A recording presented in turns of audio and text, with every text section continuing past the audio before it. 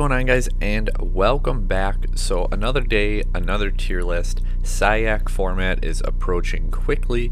If you're not fluent on what is going to be happening, guys, make sure you go check it out. I made a apparently bold prediction that Mana Dome would be tier 1, whereas Pearly and Super Heavy Samurai would be more 1.5. Some people definitely disagreed with that. We will see what ends up happening. I know Mana Dome flopped in the OCG, but just call it a hunch. I think it's going to do a little bit better over here, but we'll see.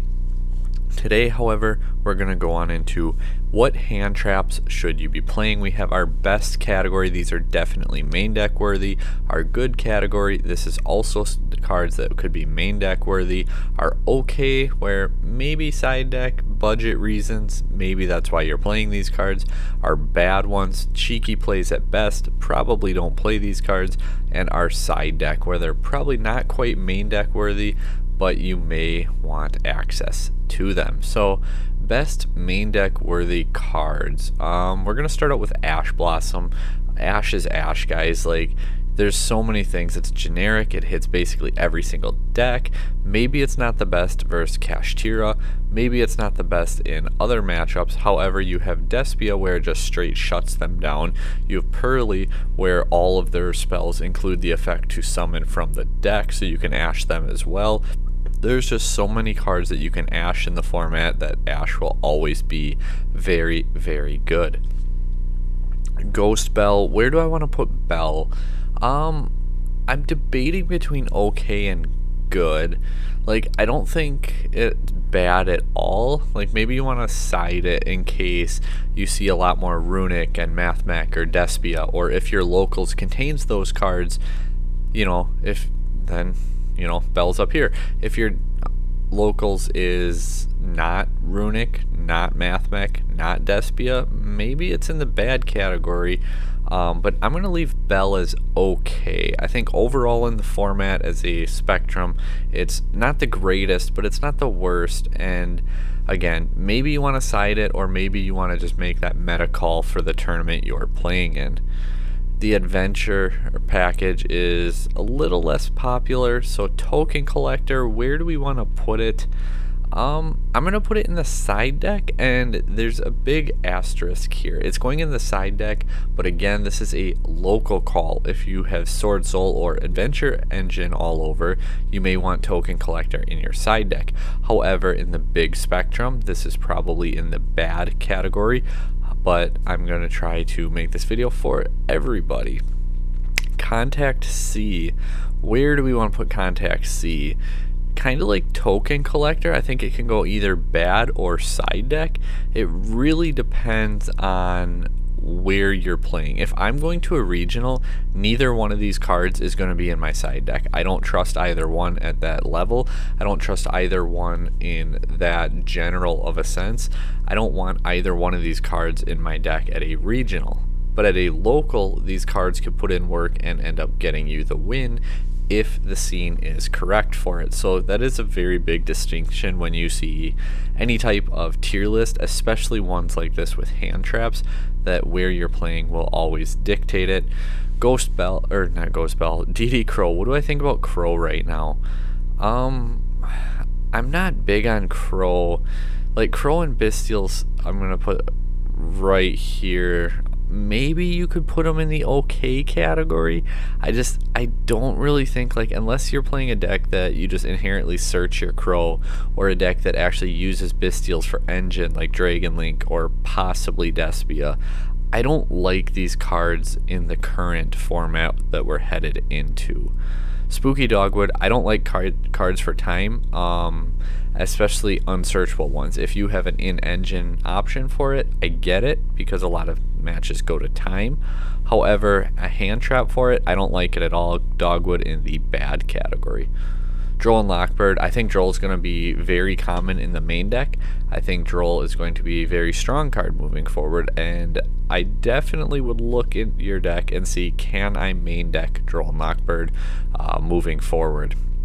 Psyframe Gear Gamma, it does carry the brick of the driver, and it's definitely better going second, which pretty much everyone wants to go first. I'm going to put it in the main category because Gamma is good going first, it is good going second, and it is good going into CYAC format, but because it does carry the brick, and because once you have monsters on board, it obviously is not live unless you play the Lambda as well.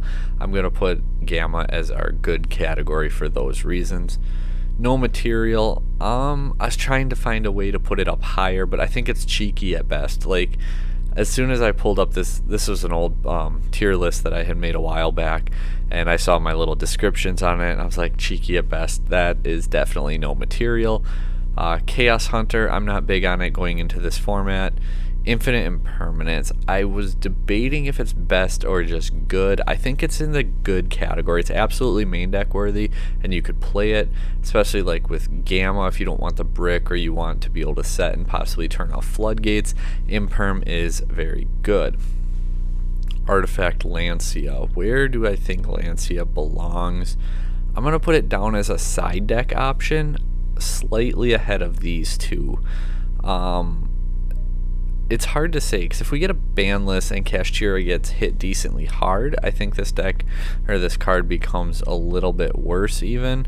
But right now it's in a weird spot where I probably wouldn't play it again at a regional. All three of these cards would probably go in my bad category just because I wouldn't really consider them. I'm going to be looking at these cards and maybe the okay ones, but Lancia could definitely be in your side deck at your locals. I think that it's still got plenty of applications where it can be decent if dragons are popular. Sword Soul, it turns off things like Taya and the Tenyis, so you can turn all that off. It's got uses, but it kind of depends. Like I said, I'm gonna try to stop repeating myself on that with the whole it depends on where you're playing, but that's just such a true statement in current Yu-Gi-Oh! Skullmeister, cards that activate in the graveyard. I don't think there's many that can justify playing this, especially over other hand traps, so I'm going to put Skullmeister in our bad category. Ghost Mourner, okay, kind of like Veiler. If these two cards are both okay, I think Gamma and Imperm are better, and obviously our best category is better. So maybe if you're playing a deck like Mathmech where you can fit 15 hand traps, maybe you want to put these cards in. However, odds are you're not, so I don't think I would want to play them.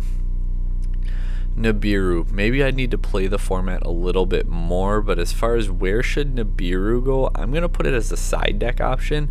However, unlike these three, if I went to a regional, I'm probably bringing Nibiru with me and leaving these three at home. I think Nibiru is good enough to warrant a spot at a regional level in your side deck, so it's definitely better than these three going into CYAC.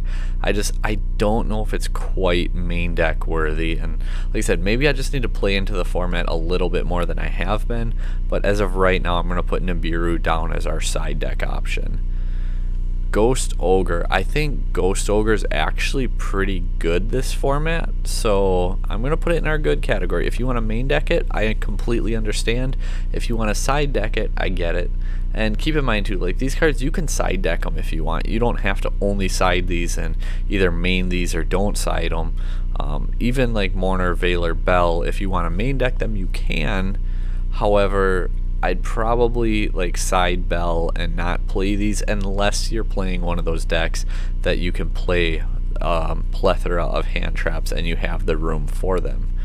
Ghost Reaper, unless you can fit at least like 4 targets, the format's just too diverse to really make Reaper that great. You need the room for it, and I'm not sold on Reaper because you have to open it and it's dead after turn 1. If you can play it, I think Shifter is going to come back into the format very strong. You know, hitting pretty much all the newer decks. Kashtira being able to abuse this is going to be a saving grace for them if they take multiple hits on the ban list. Any deck that can play Shifter moving forward, I think we're going to see Shifter being main decked more once again. It'll be interesting to see how much and to which extent, because if Kashtira escapes a ban list outside of like a Mind Hacker hit, I think that Shifter becomes infinitely worse, because if Kashtira is seeing like 30% plus of representation still after CYAC release, Shifter is not good in that matchup. It's dead. So that inherently means Shifter is going to get moved to the side deck as opposed to the main deck, and that means people aren't going to have to be punished by it at least game one as much. Last one here, we have Phantasme. Too many decks just don't require linking at all, that I think it's going to go in our bad category. Not a whole lot more to say about most of the bad cards, but here's my overall hand trap ranking for the CYAC format. We got Astral and Shifter if your deck can play Shifter. I think Ash is going to be staple in decks. I think Droll's going to see a pretty good amount of main deck play. Ogre, Gamma, Imperm, all three of them you could see pretty frequently in decks, I think. Gamma being the least because the driver brick and being dead after turn 1 if you have monsters on board. However, it is still very good and worth it. If you're playing enough hand traps or a deck that runs that many, Veiler, Mourner, Ghost Spell could see play. Out of these three, Bell's probably the only one I would side deck, just because if you're going for like monster negation, Gamma and Imperm are better. But if you're going for like Tri-Brigade Revolt, Super Factorial, Branded in Red, Expulsion, assuming one's in the graveyard, things like that, Welcome Labyrinth, or is it just Big Welcome? It's one of the welcomes. Ghost Spell is very good, so playing it in your side deck is not a bad option. Runic Fountain as well, trying to put back to draw. Ghost Spell putting in a lot of work. Bestials and Crow, meta call, but I think overall bad. Dogwood, no material, no for me. Chaos Hunter, Meister, Reaper, Phantasme, all pretty self-explanatory. Nibiru, a very strong card in the side. Lancia, Token Collector, and Contact C, I think, are all local meta calls. I don't think at a regional level any of those cards should be played, but you got 10 better options, so do with this what you will. What cards are too high, too low?